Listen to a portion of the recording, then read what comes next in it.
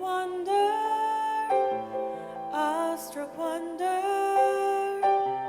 at the mention of your name. Jesus, your name is power, breath and living water, such a marvelous mystery.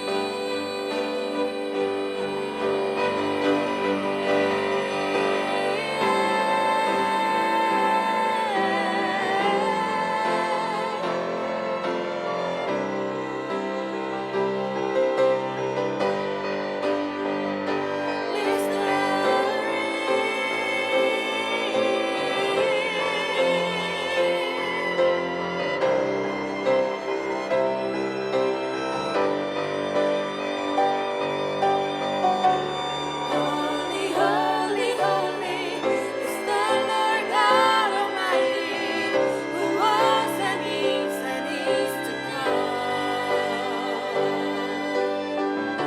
With all creation I sing praise to the King of Kings. You are my everything, and I will adore you. Holy, holy, holy is the Lord God Almighty, who was and is to come. With all creation I sing praise to the King of Kings. You are my everything, and I will adore you.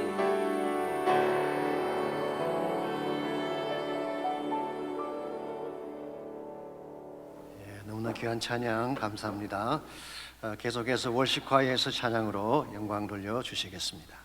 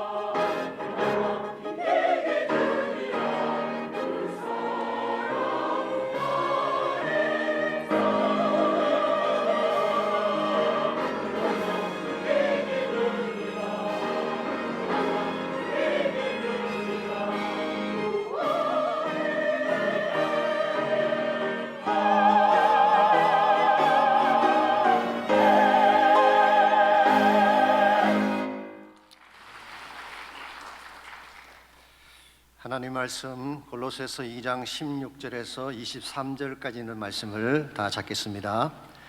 우리 계속해서 골로새서 말씀 함께 묵상합니다. 오늘은 16절부터 23절까지 한 절씩 교독하겠습니다. 그러므로 먹고 마시는 것과 절기나 초하루나 안식일을 이유로 누구든지 너희를 비판하지 못하게 하라. 이것들은 장래일의 그림자이나 몸은 그리스도의 것이니라. 아무도 꾸며낸 겸손과 천사 숭배를 이유로 너희를 정죄하지 못하게 하라. 그가 그 본 것에 의지하여 그 육신의 생각을 따라 헛되이 과장하고 머리를 붙들지 아니하는지라. 온몸이 머리로 말미암아 마디와 힘줄로 공급함을 받고 연합하여 하나님이 자라게 하심으로 자라느니라. 너희가 세상의 초등학문에서 그리스도와 함께 죽었거든 어찌하여 세상에 사는 것과 같이 규례에 순종하느냐. 곧 붙잡지도 말고 맛보지도 말고 만지지도 말라 하는 것이니 이 모든 것은 한때 서이고는 없어지리라. 사람의 명령과 가르침을 따르느냐. 이런 것들은 자의적 숭배와 겸손과 몸을 괴롭게 하는 데는 지혜 있는 모양이나 오직 육체에 따르는 것을 금하는 데는 조금도 유익이 없느니라. 아멘. 한 어린아이가 자기 집 거실에서 교회 놀이를 하고 있었습니다. 그때 마침 부모님이 들어왔습니다. 그때 아이가 쉿 조용히 하세요. 지금 교회 놀이를 하는데 예배 중입니다. 기특하게 생각한 아빠가 물었습니다. 아, 그렇구나. 근데 왜 예배 시간에는 조용히 해야 하냐? 그때 아이가 대답을 했습니다.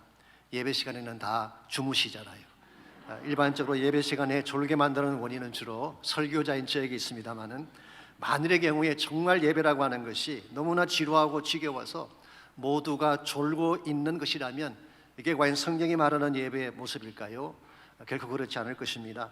성경이 말하는 예배는 기쁨과 축제의 시간입니다. 실제로 초대교회 성도들이 드렸던 예배는 예수님의 부활을 축하하는 셀리브레이션이었죠. 그러므로 당연히 성령 안에서 기뻐하며 찬양과 감격이 넘쳐났습니다.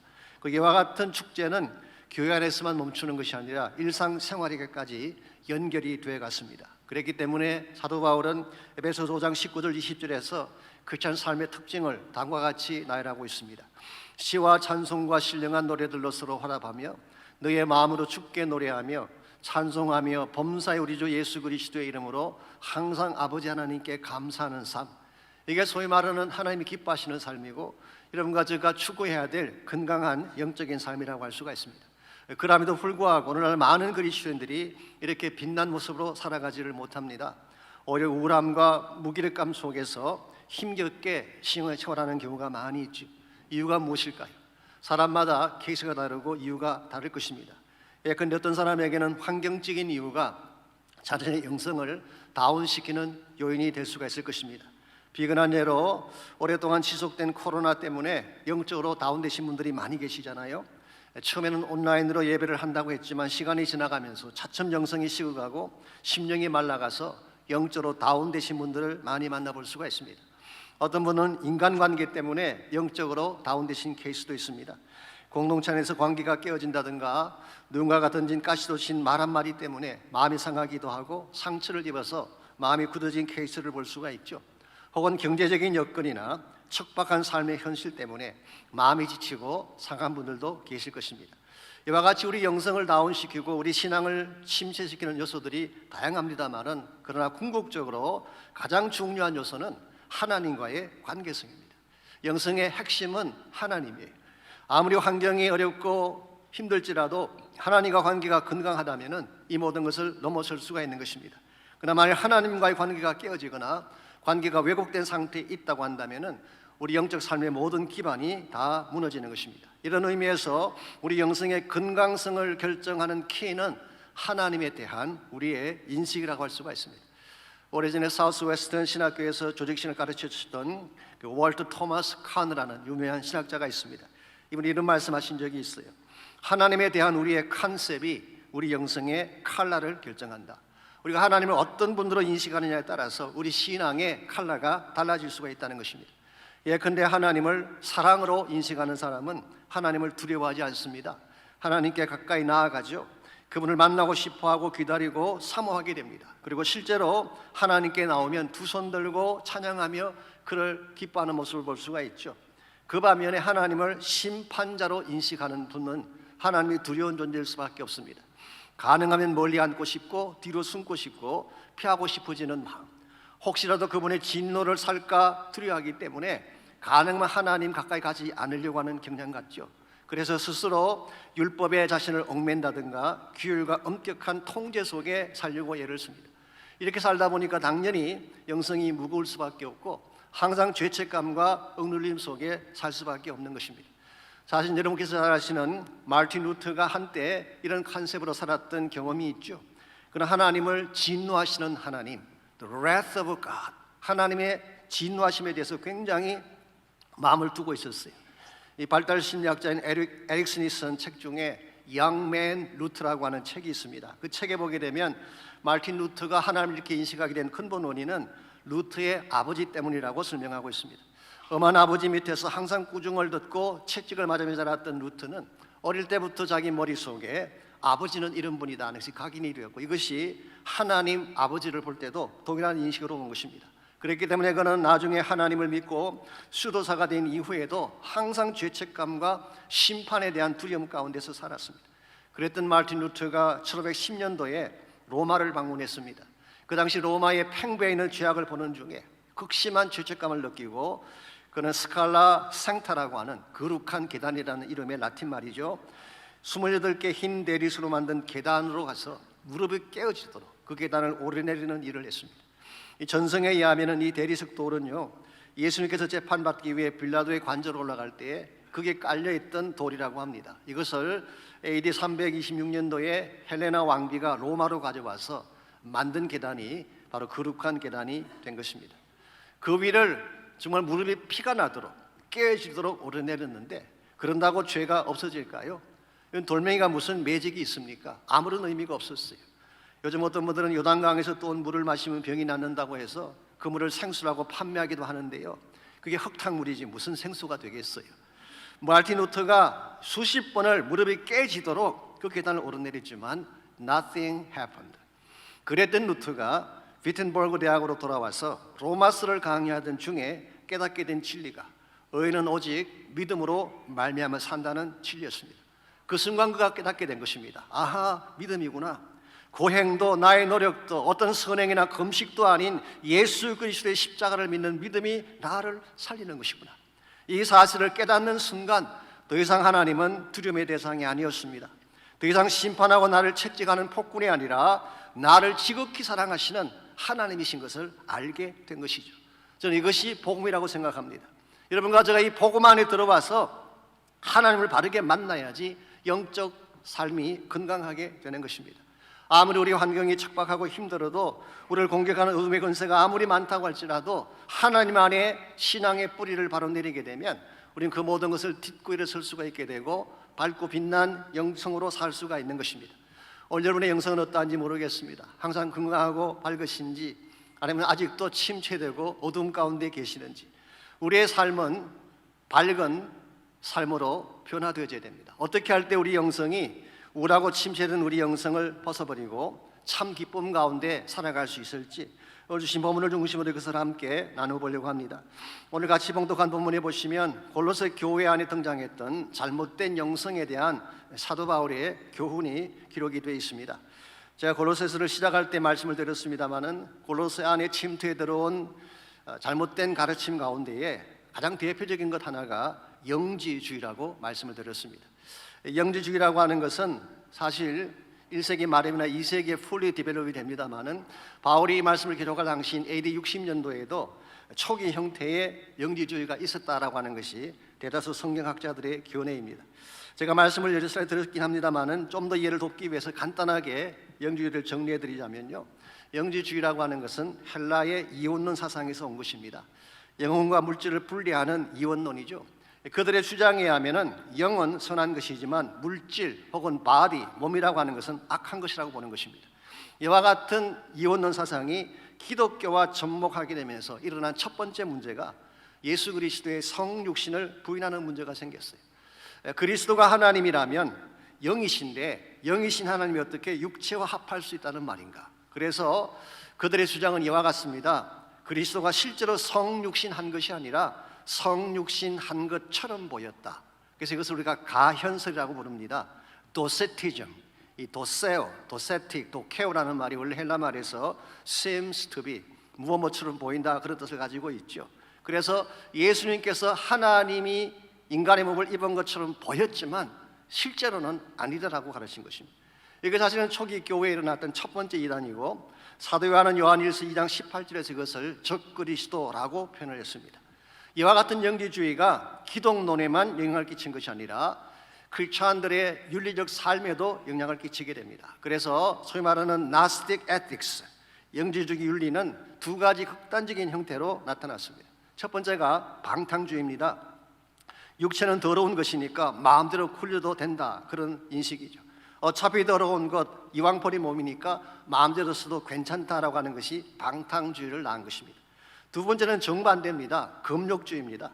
육체는 악한 것이기 때문에 철저하게 통제하고 억누르고 자학을 해야 된다. 그래서 육체를 상하게 하는 것을 그들은 바른 삶, 경건이라고 본 것입니다.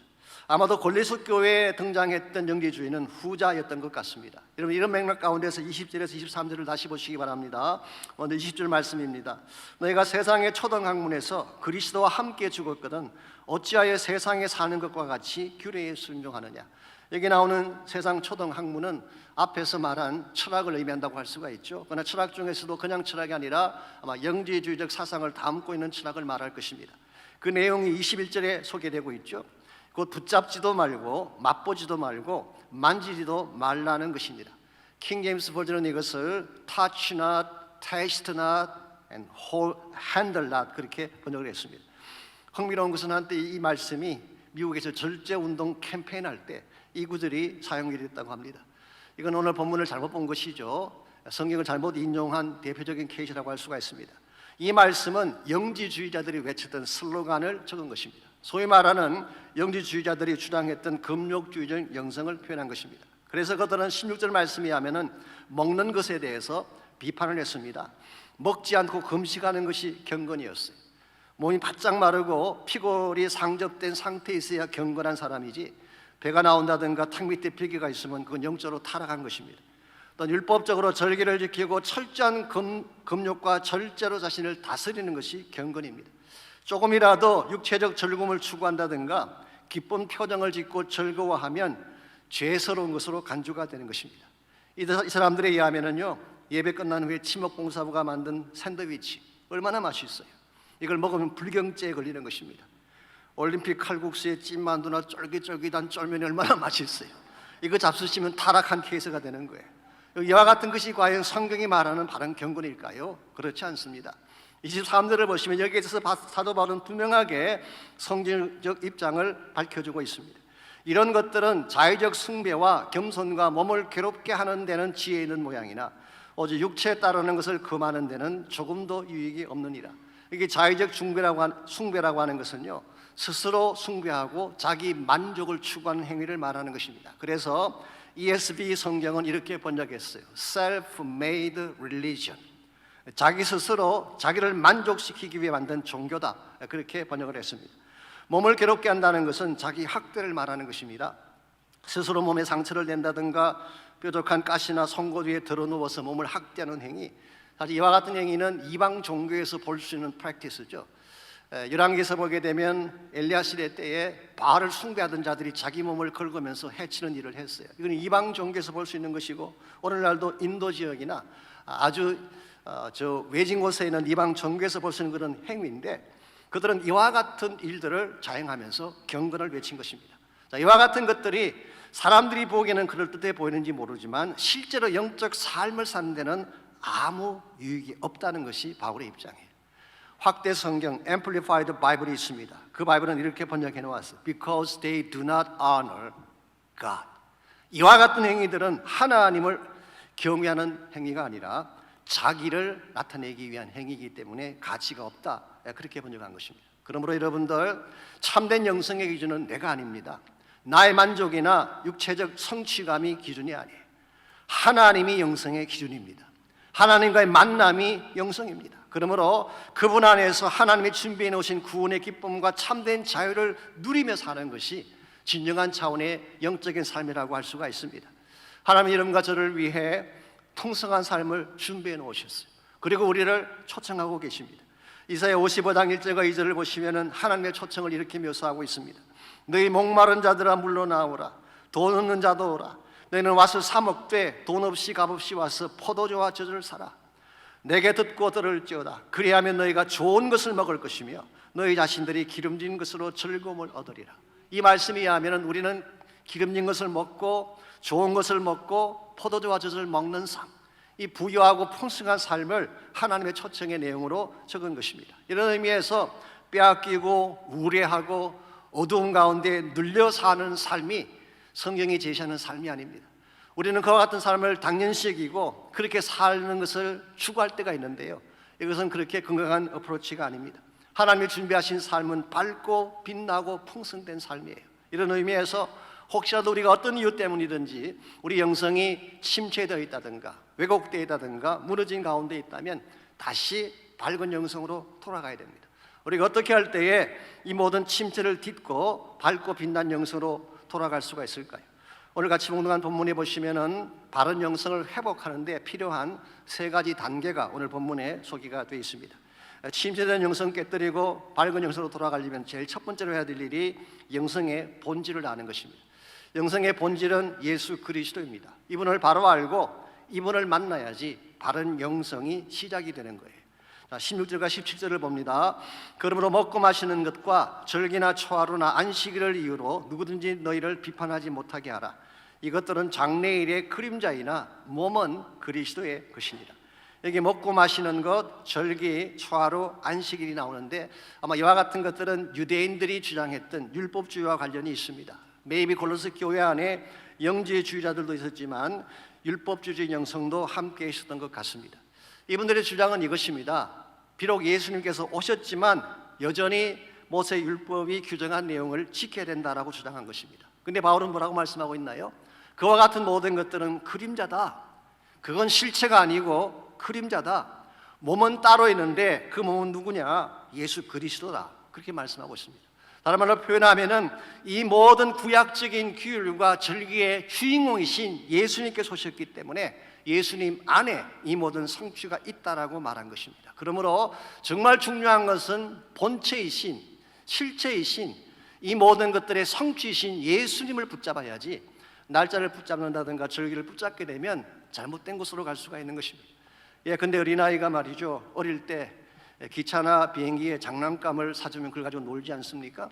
여자인 경우에는 인형이나 속옷 놀이기구를 사주지 않습니까? 이건 사실 모형입니다. 진짜가 아니죠. 그러다가 나중에 좀 더 성장했을 때에 이 모형의 실체들을 보게 됩니다. 비행기의 실체를 보게 되죠. 근데 비행기 실체를 보고도 장난감 비행기를 타고 한국 가겠다고 우긴다면 이게 정상일까요? 이건 참으로 잘못된 인식이 아닐 수가 없죠. 초기 교회 유대인들 가운데 이와 같은 인식 가진 자가 있었다는 것입니다. 이 모든 것의 주인이신 예수님께서 오셨음에도 불구하고 아직도 절기나 날짜에 자기의 모든 것을 거는, 사실 오늘날도 이와 같은 인식을 하는 분이 없는 것은 아닙니다. 아신 대로 이 토요일이 안식일인데 왜 안식일을 지키지 않고 주일을 지키느냐, 그렇게 반박하는 분들이 사실 계시죠. 사실 여기에 대해서는 예수님께서 복음서에서 이미 답을 주셨어요. 예수님께서 안식일 날 병자를 치료하고 사역을 했을 때 그 바리새인들의 율법학자들이 비판했지 않습니까? 근데 주님 뭐라고 그러셨어요? 내가 안식일의 주인이다. 안식일의 주인공은 예수 그리스도입니다. 그러므로 예수님 안에 있으면 안식일이 같이 들어와 있는 거예요. 만약 그것을 알지 못한 채 날짜를 숭상하고 날짜를 지키게 된다면 이건 문제가 있는 거예요. 우리가 주일날 교회에 나와서 예배드리는 가장 중요한 이유는 예수님 만나는, 하나님 만나는 거예요. 절차나 과정이 물론 필요하긴 하지만 그게 핵심은 아닙니다. 그러므로 we not worship a certain date, 어떤 날짜나 절기를 worship하는 것이 아니라 we worship Jesus Christ, 예수 그리스도를 예배해야 되는 것입니다. 이 사실을 바로 알고 주님과의 관계를 건강하게 해야지 우리 영성이 건강하게 되는 것인데, 주님과의 관계는 소홀히 한 채 일이나 사역에 몰두해 살아가게 된다면 사실은 대단히 위험할 수가 있는 것입니다. 요즘은 저에게 그런 분이 거의 안 계십니다만은 옛날에 보게 되면 가끔 교회에 나와서 일만 하시는 분이 계셨어요. 교회에 나온 목적이 일하기 위해 나오시는 분, 이분들은 예배 안 들어옵니다. 일만 하다 갔어요. 이런 영성이 건강한 영성일까요? 물론 한편으로는 감사하죠. 결코 쉽지 않은 그런 일인데 수고하며 사역하는 것이 참 감사하긴 합니다. 그러나 좀 장기적으로 보게 되면 이건 굉장히 위험한 어프로치예요. 하나님을 만나지 않고 예배하지 아니하고 일만 할 경우에 그 일이 좋은 열매를 맺을까요? 좋은 열매를 맺을 수가 없습니다. 결국은 번아웃되든지 여러 가지 많은 이슈들에 휩싸여서 결국 무너지고 깨어지게 되는 것입니다. 그러므로 정말 우리가 건강하게 오랫동안 열매가 있는 사역을 감당하기를 원한다면 먼저 예수님과의 인격적인 관계를 강화시켜야 됩니다. 그분을 바로 만나야 돼요. 그분과 함께 동행하는 삶을 살아야지 우리 인생의 영성이 바로 되는 것입니다. 두 번째로 가식적인 가면을 벗어야 됩니다. 즉 하나님과 우리 사이를 가로막는 불순물이 없어야지 영적으로 건강하게 성장할 수 있다, 그런 뜻입니다. 18절 말씀 보시면은 건강한 영성을 가로막는 두 가지의 가면을 조심하라고 바울은 경고를 하고 있습니다. 18절입니다. 아무도 꾸며낸 겸손과 천사 숭배를 이유로 너희를 정죄하지 못하게 하라. 그가 그 본 것에 의지하여 그 육신의 생각을 따라 헛되이 과장하고 그랬어요. 여기에 제시된 첫 번째 가면은 꾸며낸 겸손, 실제로는 그렇지 않는데 겸손한 척하는 false humility를 말하는 것입니다. 이와 같은 것은 건강한 관계를 가로막을 때가 많습니다. 가끔 교회 내에서도 보게 되면 이렇게 말씀하는 분이 계시죠. 저는 괜찮습니다. 제까지 게 뭐 대단하다고, 저는 아무거나 해도 괜찮습니다. 그 말 고지 듣고 아무것도 안 주면 어떻게 되는지 아세요?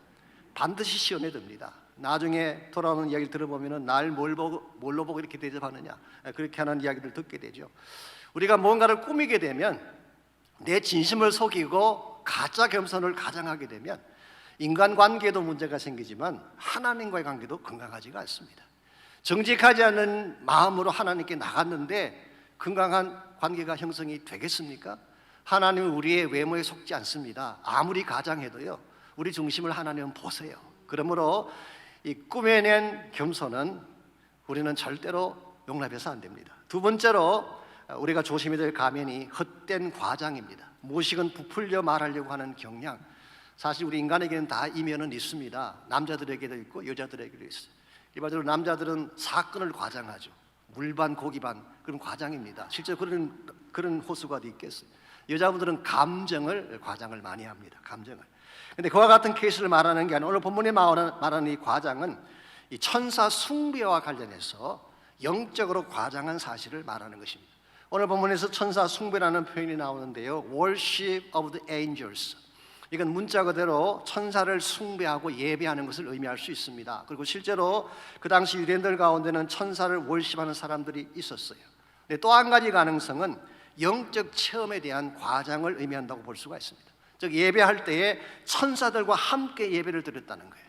이건 남들이 가지지 못한 영적 체험. 너희들은 그냥 예배 드리지만 내가 드리는 예배는 달라. 천사들이 함께하는 가운데 드리는 예배, 얼마나 영광되고 기쁜지 아느냐. 이와 같은 주장을 하는 것, 이걸 오늘 본문에서는 헛된 과장이라고 말하는 것입니다. 우리 이와 같이 영적으로 과장을 하게 되면 실제로 우리 영성이 높아질까요? 결코 그렇지 않습니다. 이 헛된 과장이나 가식 때문에 진짜 보아야 될 하나님을 보지 못하기 때문에 우리 영성이 무너지게 되는 것입니다. 우리 위선이라고 하는 단어, 우리 성경에서는 외식이다 그랬습니다만은 영어로 히포크라시 혹은 히포크리트, 외식하는 사람을 그렇게 부르죠. 위선자라고 부르죠. 이 단어가 원래 헬라 말에서 온 것입니다. 헬라 시대에 연극을 하는 배우들이 쓰는 가면을 그렇게 불렀어요. 여러분, 연극에서 보는 얼굴은 진짜가 아닙니다. 일반적으로 주인공은 항상 잘생기고 착하고 모든 일을 어렵게 처리하는 주인공이 있잖아요. 근데 실제로 그 사람의 삶도 그러할까요? 그렇지 않습니다.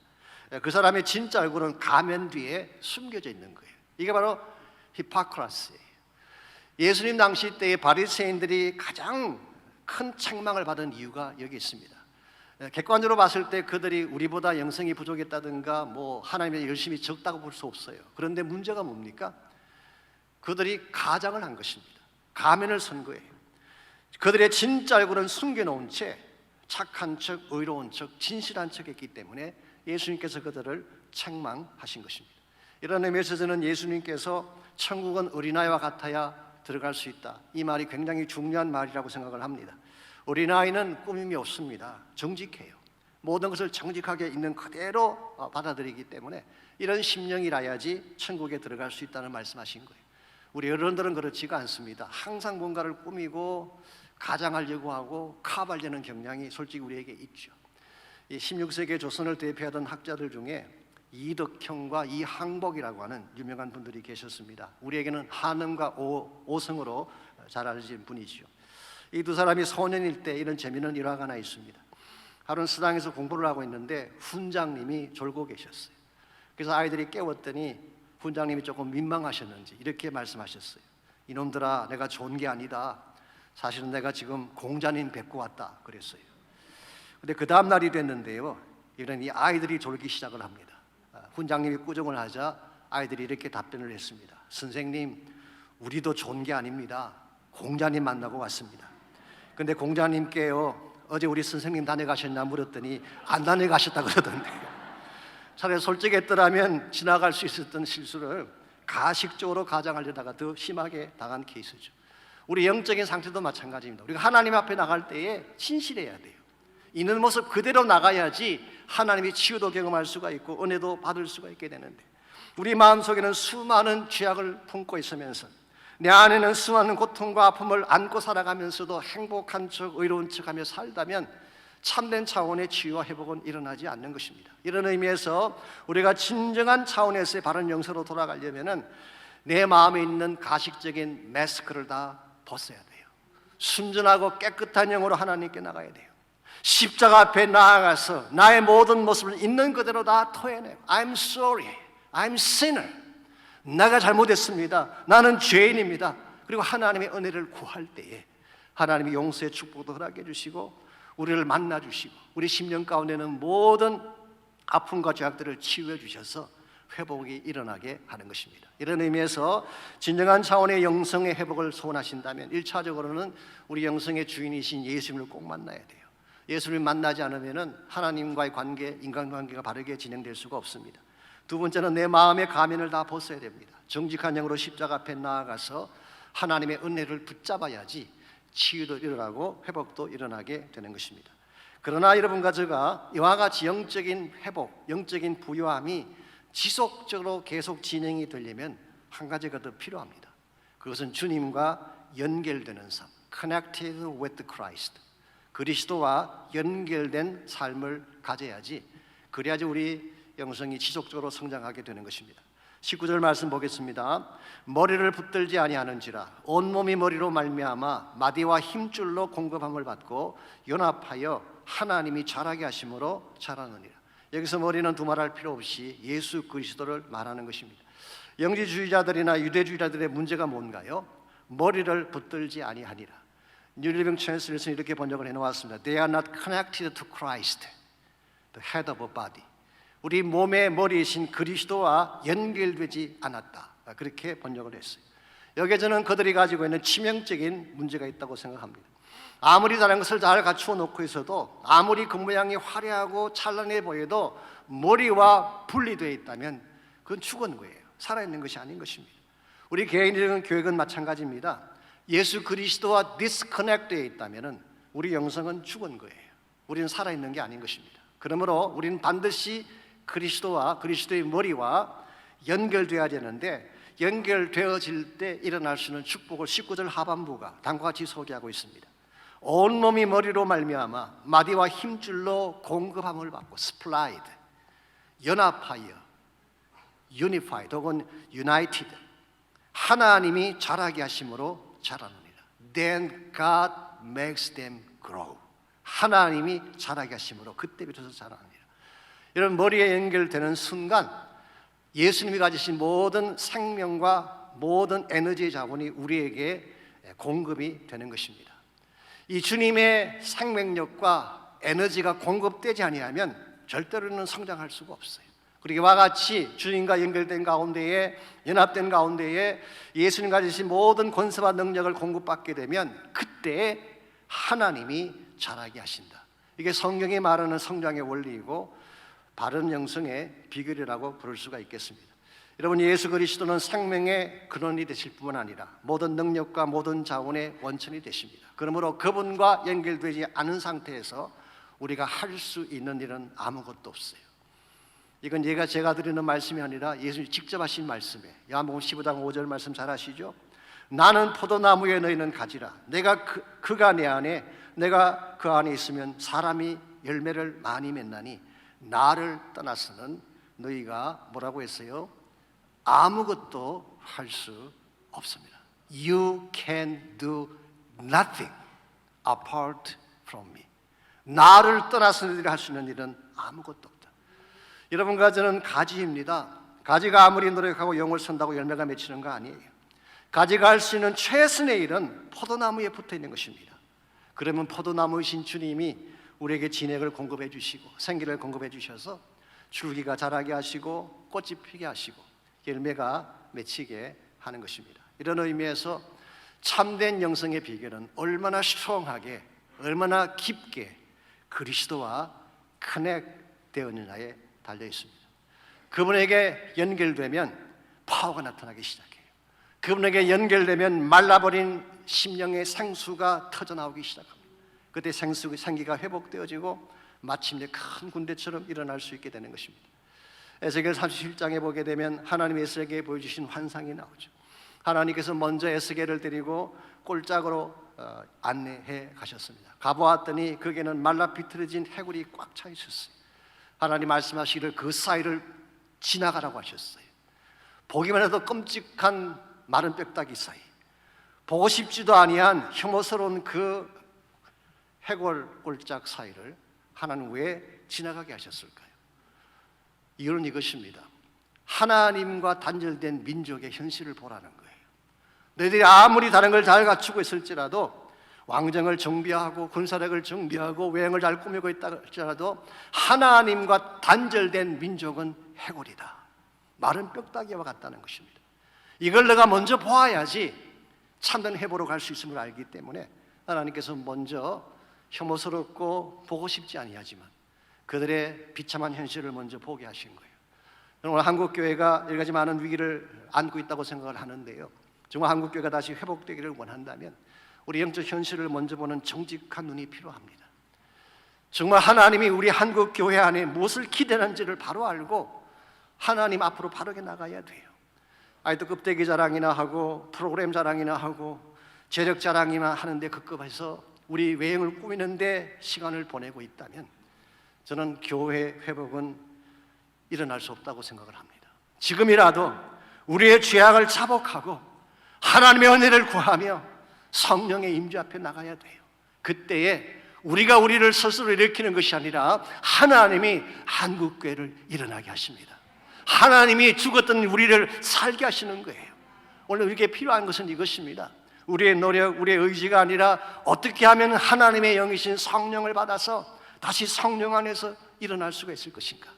아무리 메마른 인생이라도, 아무리 말라 비틀어진 뼈다귀 같은 인생이라도 성령이 임하면 생기가 나오게 되고 생기가 나오면 군대가 되어 일어나는 것입니다. 오늘 여러분 가족에게 필요한 것이 바로 이것입니다. 영이 살아야 됩니다. 내 심령 안에 생기가 회복되어져야 됩니다. 그리고 하나님과 함께 정말 살아있는 상태에서 하나님과 함께 모든 능력과 모든 생명의 근원이신 하나님과 함께 하나님이 기뻐하시는 방향으로 달려가야지. 그래 우리가 바른 영성을 이룰 수가 있고 바른 열매를 맺을 수가 있는 것입니다.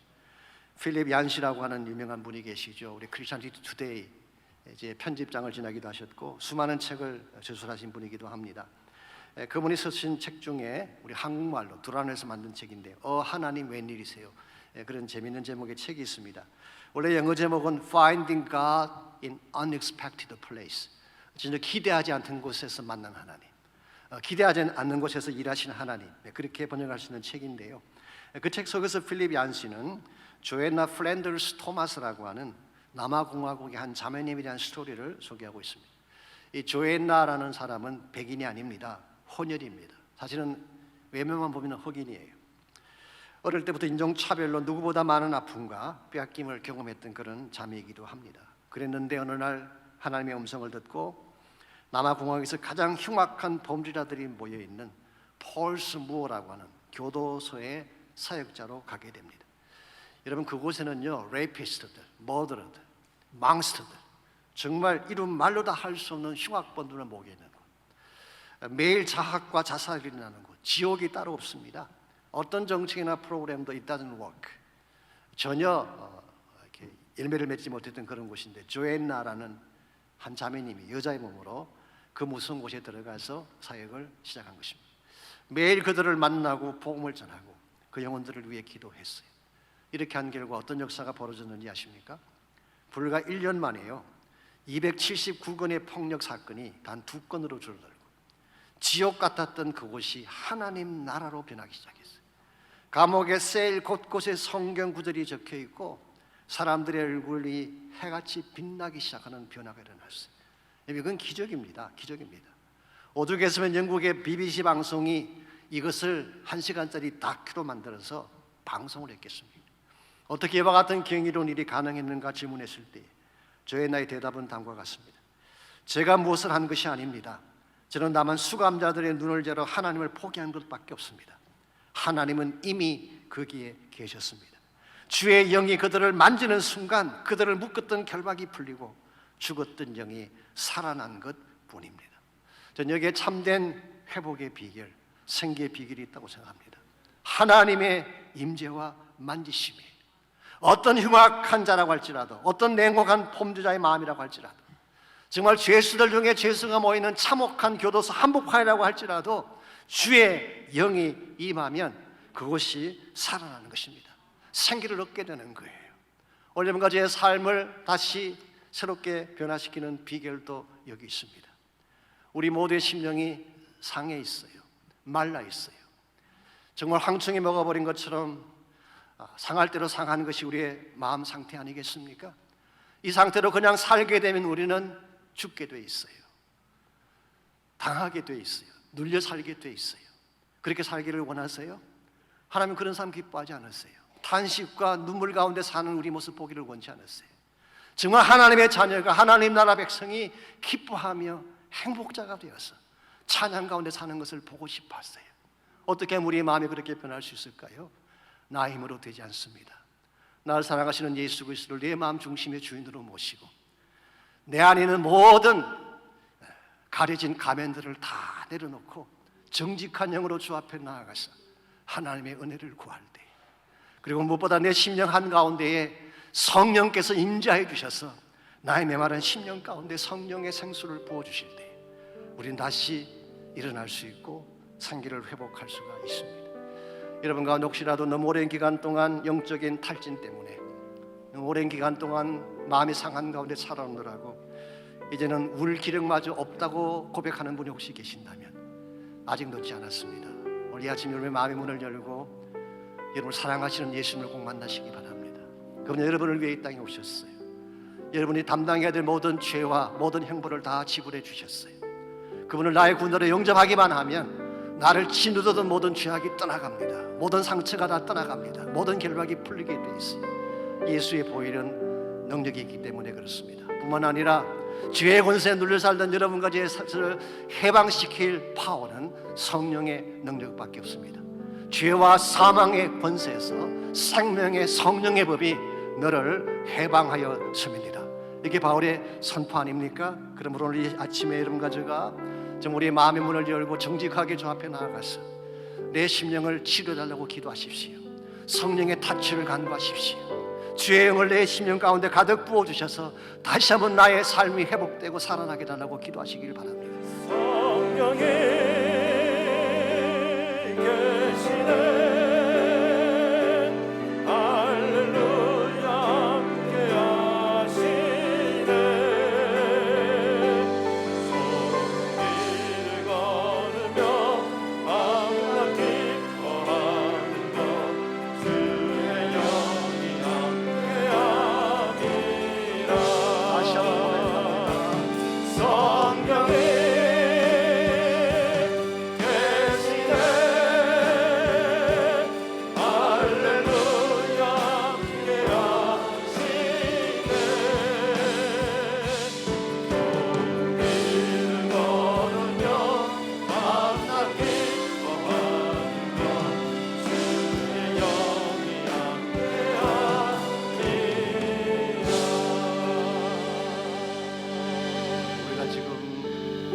말씀하시면서 부를 찬양이 191전 찬양인데요.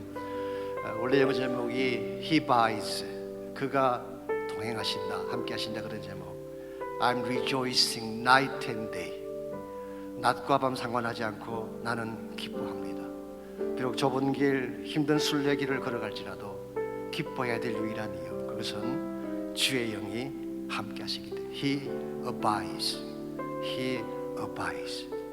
That the comfort abides with me. 성령께서, 위로자이신 성령께서 나와 함께 하시기 때문에 여러분 인생 가운데에 아무리 환경이 척박하고 힘들어도 이 성령께서 함께 하시면 뚫고 일어날 수 있어요. 승리할 수 있습니다. Day and night rejoicing 하며 살 수 있게 돼요. 이 시간 다 일어나셔서 1절 우리 함께 찬양하겠습니다. 내가 매일 주의 길 행하며 내가 매일 기쁘게 순례의 길 행하며 주의 말이 나를 안보함이요 내가 주의 큰 복을 받는 참된 비결을 주의 영이 함께하니라 성령이 계시네 할렐루야 함께하시네 좁은 길을 걸으며 만나 기뻐하는 것 주의 영이 함께하니라 선대에 맞아서 편안함이 없을 때 예수 십자가의 공로를 믿어 그 말 아래 엎드려 참된 평화 얻으면 주의 영이 함께하니라 성령이 계시네 할렐루야 함께하시네 좁은 길을 걸으며 밤낮 기뻐하는 것 주의 영이 함께하니라 세상 모든 욕망과 세상 모든 욕망과 나의 모든 정욕은 십자가의 이미 못을 받았네 모든 밤이 지나도 무거운 짐 벗으니 주의 영이 함께하니라 성령이 계시네 할렐루야 함께하시네 좁은 길을 걸으며 밤낮 기뻐하는 것 주의 영이 함께하니라 다시 한번 노래합니다. 성령이 계시네 할렐루야 함께하시네 좁은 길을 걸으며 밤낮 기뻐하는 것 주의 영이 함께하니라 다시 한번 고백합니다. 성령이 계시네 할렐루야 함께하시네 좁은 길을 걸으며 밤낮 기뻐하는 것 주의 영이 함께하니라 하나님, 우리의 심령이 말랐습니다. 우리 심령 한가운데에 뼈다귀가 존재하고 있습니다. 내 힘으로 회복할 길이 없음을 고백하오니 하나님, 성령님 도와주시옵소서. 내 마른 심령 한가운데에 생수의 복을 부어주시고 죽었던 영이 다시 살아나는 생계의 역사가 일어나게 도와주시고 하나님을 향하여 기뻐하며 찬양하며 진정한 자유를 선포하며 복음의 권세와 능력을 가지고 살아갈 수 있는 우리 모두가 되게 하여 주시옵소서. 이제는 우리 구주 예수 그리스도의 은혜와 하나님 아버지의 무한하신 사랑과 성령님의 충만한 임재하심이 예배를 마치고 돌아가는 모든 사랑하는 주의 백성 한 분 한 분에게 가정과 삶의 터전과 자녀들과 자손들 위해 이제로부터 항상 함께하여 주시기를 살아계신 예수님의 이름으로 간절히 축원하옵나이다.